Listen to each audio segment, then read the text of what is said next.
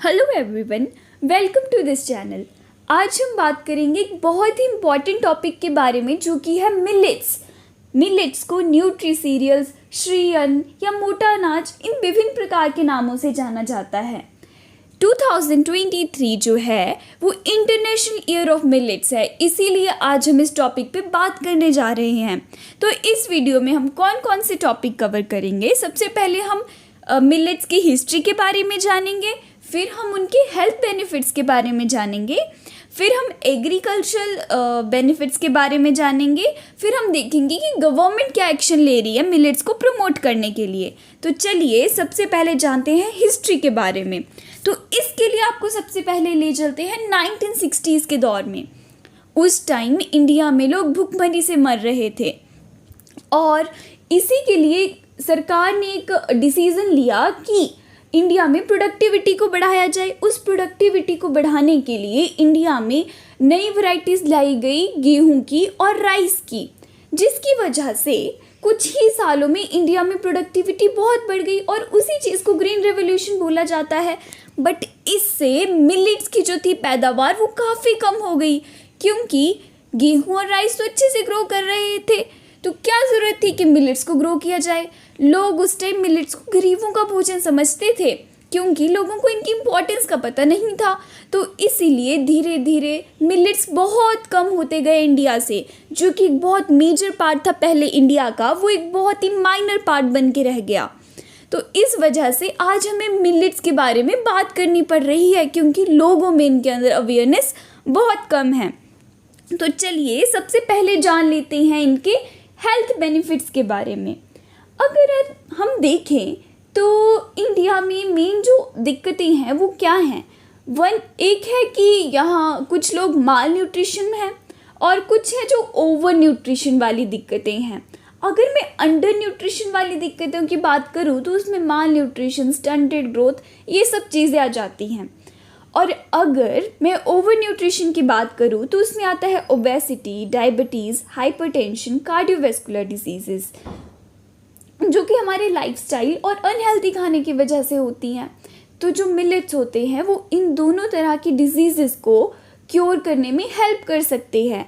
सबसे पहले देखते हैं कि अंडर न्यूट्रिशन वाली जो प्रॉब्लम्स हैं उनको कैसे क्योर करेंगे, क्योंकि इनके अंदर बहुत ज़्यादा अच्छी मात्रा में कैल्शियम, प्रोटीन और डाइटरी फाइबर्स होते हैं, तो ये हमें काफ़ी न्यूट्रिएंट्स प्रोवाइड कर सकते हैं। और डायबिटीज़ में भी ये काफ़ी हेल्पफुल है, क्योंकि इनका ग्लाइसेमिक इंडेक्स बहुत लो होता है, जिसकी वजह से ये डायबिटिक पेशेंट्स के लिए बहुत सही है। एज़ कम्पेयर्ड वीट के अंदर ग्लाइसेमिक इंडेक्स ज़्यादा होता है, तो उसे कंज्यूम करने से डायबिटीज़ के पेशेंट को दिक्कत हो सकती है।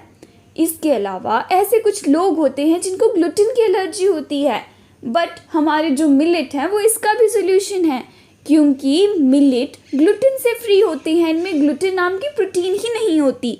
तो ऐसे लोग जिन्हें सीलिएक डिजीज़ है वो भी इसे कंज्यूम कर सकते हैं।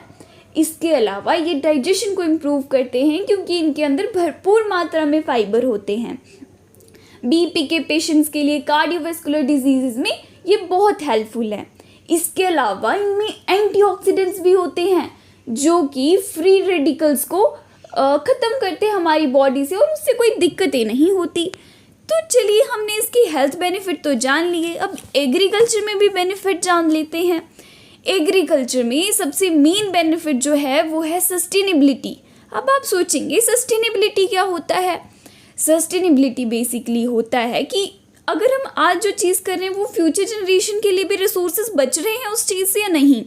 तो फॉर एग्जांपल हम गेहूं और राइस ग्रो कर रहे हैं, तो उसकी वजह से बहुत ज़्यादा डिटोरिएशन हो जा रहा है हमारी लैंड का, हमारी लैंड की फर्टिलिटी डिक्रीज़ हो रही है। बट अगर हम मिलेट्स ग्रो करेंगे तो इस प्रॉब्लम को भी टैकल किया जा सकता है, क्योंकि जो मिलेट्स होते हैं उनमें बहुत ज़्यादा इनपुट्स नहीं चाहिए होती। इनमें ना ही बहुत ज़्यादा इरिगेशन चाहिए, ना ही बहुत फर्टिलाइज़र चाहिए, ये बहुत हार्डी क्रॉप है। तो इसका मतलब ये है कि मिलेट्स सस्टेनेबल एग्रीकल्चर की तरफ मूव करने में हेल्प करेंगे। दूसरा ये, अगर कोई मार्जिनल फार्मर है वो बहुत ज़्यादा इनपुट नहीं लगाना चाहता अपनी लैंड पे, तो वो मिलेट्स को ग्रो कर सकता है। और क्या आपको पता है गवर्नमेंट ने मिलेट्स के ऊपर भी एमएसपी दिया है, जो कि यूपी में बाजरा के ऊपर 2350 पर क्विंटल एमएसपी जारी किया गया है। तो ये भी दिक्कत नहीं है कि ये बिकेगा नहीं है या ऐसी कोई और दिक्कत है। इसके अलावा एग्रीकल्चर में और भी इनके बहुत सारे बेनिफिट्स हैं, क्योंकि ये बहुत ज़्यादा न्यूट्रिएंट्स नहीं लेते हैं सॉइल में से और ड्राई लैंड पे भी ग्रो करे जा सकते हैं।